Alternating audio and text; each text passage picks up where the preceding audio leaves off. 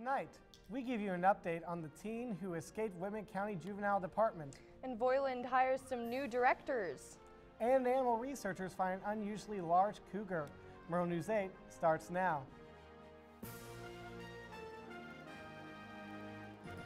From Studio B on the campus of Washington State University, this is Pullman's only nightly newscast. This is Murrow News 8. Good evening. I'm Daryl Bivens. And I'm Brooke Wolford. Welcome to Murrow News 8. An update on the escaped teen we reported yesterday. Police arrested 17-year-old Lance Antilla just outside Lewiston last night. The Nez Perce County Sheriff's Office took Antilla into custody on probation violations and a Whitman County warrant. Antilla's arrests come after he escaped custody from the Juvenile Department and allegedly stole a department vehicle in Colfax Tuesday. Fire damaged a 32-apartment unit on Northeast Morton Street in Pullman last night. Matt Money tells us what happened from right here in the studio. Well, Brooke, so I just got back from the scene of the fire right next to Rainey Park in Pullman. Now, while the firefighters arrived last night about 6 o'clock in the evening, they did have to evacuate all of the residents of the apartment complex. So how did the fire start then, Matt? Well, it's kind of an interesting deal. So the fire started as a result of the residents leaving a pot of cooking oil unattended on the stove while they were not home. The firefighters did rule the fire as an accident. Also, one thing to note, the smoke detectors in the apartment did not work.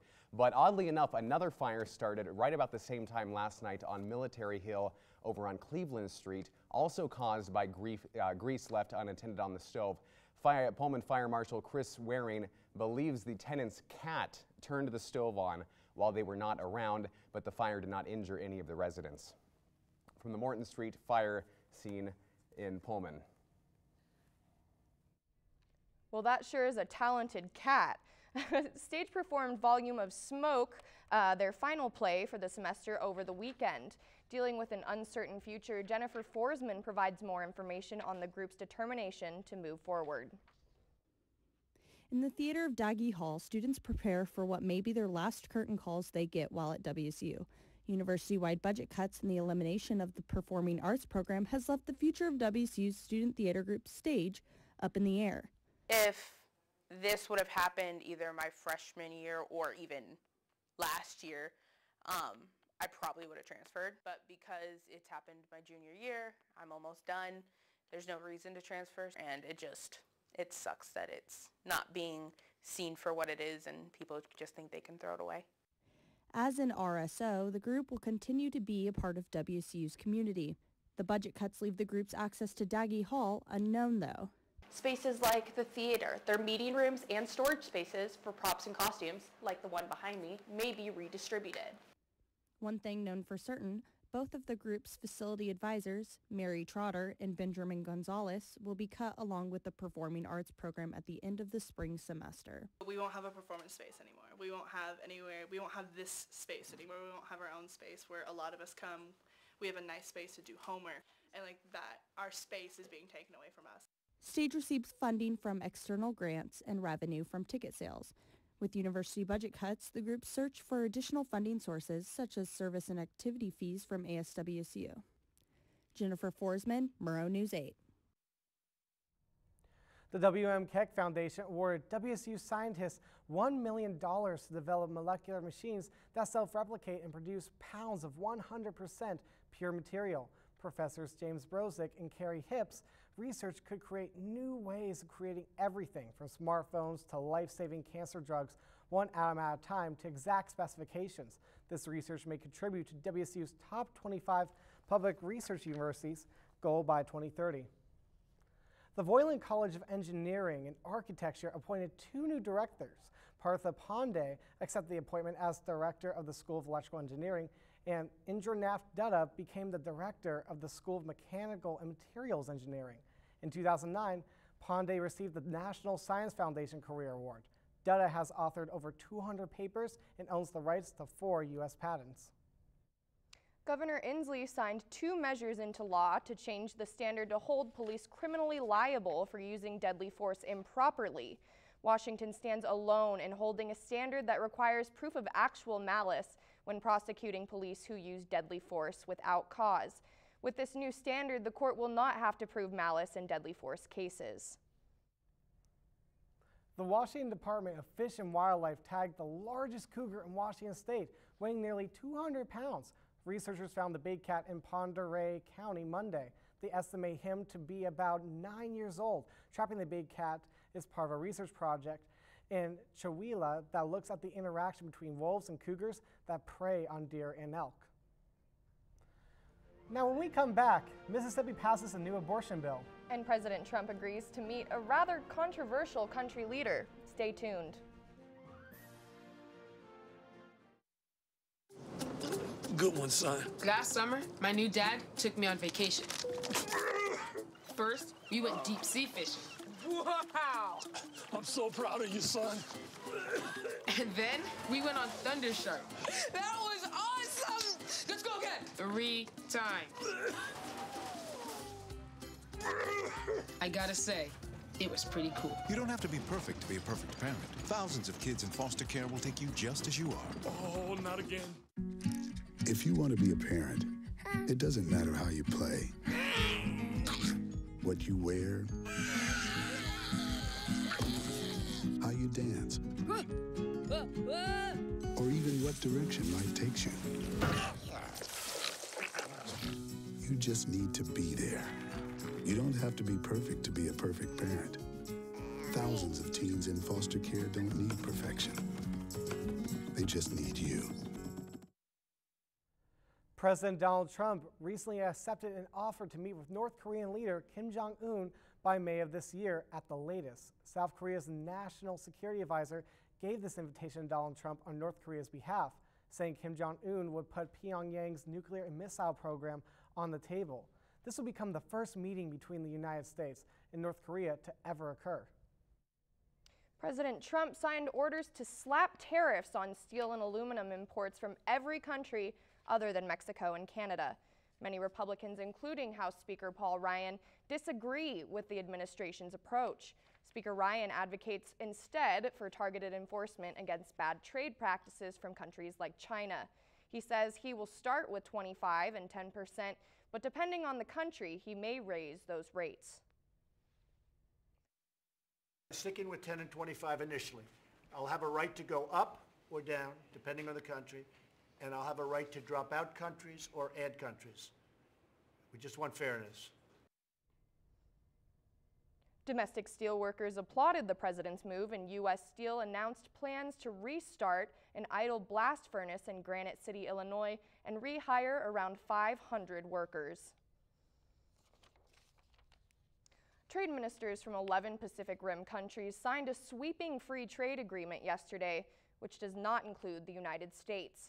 The agreement will streamline trade and slash tariffs. The 11 countries signed the agreement just hours before President Trump announced his plan to impose new tariffs on aluminum and steel to protect U.S. producers. Trump withdrew the U.S. from the Trans-Pacific Partnership last year. Attorney General Jeff Sessions announced plans to file a federal lawsuit against California's officials for supporting sanctuary cities. Sessions accuses California's elected officials of holding open borders after the Justice Department sued the state for acting as radical extremists because of their policies that prohibit some cooperation with federal immigration enforcement. It cannot be the policy of a great nation to up and reward those who unlawfully enter its country with legal status, Social Security, welfare, food stamps, work permits, and so forth. How can this be a sound policy? Sessions defended the lawsuit by saying it will prevent the nullification of federal laws. States and cities say their policies are protecting the best interests of their residents. Former Trump campaign chairman Paul Manafort pled not guilty to several counts of conspiracy as well as tax and bank fraud charges in federal court. Manafort also faces a separate set of charges from Robert Mueller. During this time, officials will fit Manafort with a second monitoring bracelet between now and his court hearings. Manafort's first court hearing will take place July 10th and the second on September 17th. If convicted, Manafort could spend life in prison. Mississippi's House of Representatives voted to pass a bill that prevents women from getting an abortion after 15 weeks into their pregnancy. The bill passed the Senate and now goes to Governor Phil Bryant to sign. Governor Bryant says he plans to sign the bill. The law would take effect immediately, making Mississippi the state with the most restrictive time limit for abortions.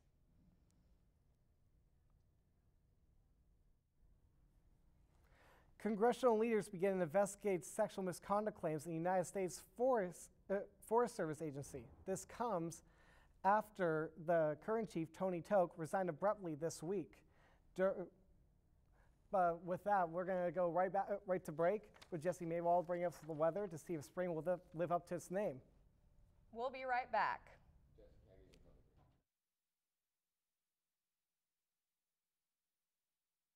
Can you help me with this? My new dad teaches me all kinds of stuff. Sure. He helps me with homework. That would be 3.6795. Thanks. Yep. He helps me with my decision making. I wouldn't use this one. Ever. And he's even teaching me how to drive. And that's why cars have bumpers. I'm learning so much. You don't have to be perfect to be a perfect parent. Thousands of kids in foster care will take you just as you are.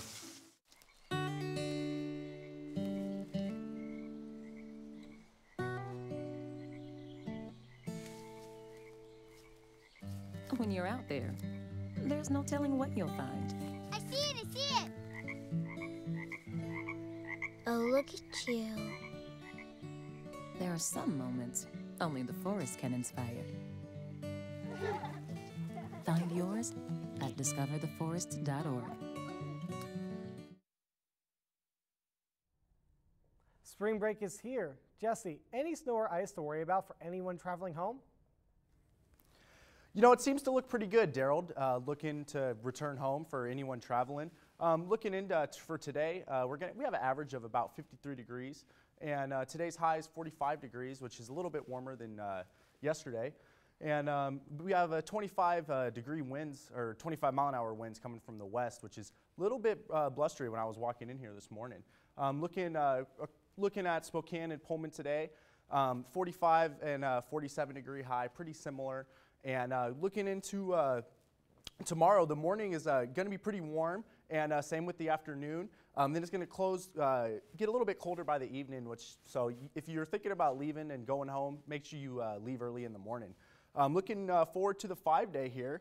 On Thursday or on Sunday, it's going to be 55 degrees, and it's going to be pretty hot for the rest of the week. Coming back to the desk. Thank you. We'll be right back.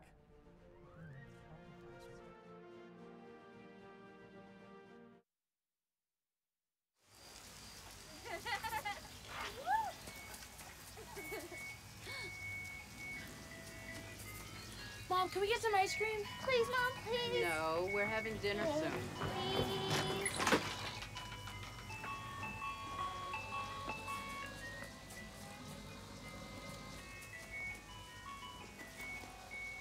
You don't have to be perfect to be a perfect parent. There are thousands of children in foster care who will take you just as you are.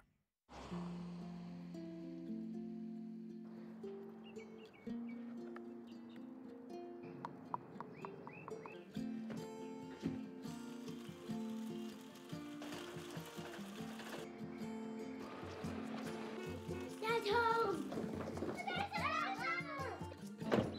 Yeah. The smallest moments can have the biggest impact on a child's life. Take time to be a dad today. So Ian is going to tease the sports show for us today. Ian, what's it looking like? So right after this on Cougars Sports Corner, we have some WSU recap sports and a special surprise for you. Stay tuned. All right. Thank you so much for watching. Tune in every weeknight at 7 and 10 p.m. for Pullman's only nightly newscast. Have a great spring break, and don't forget to follow Murrow News 8 on Facebook and Twitter. Good night, Pullman.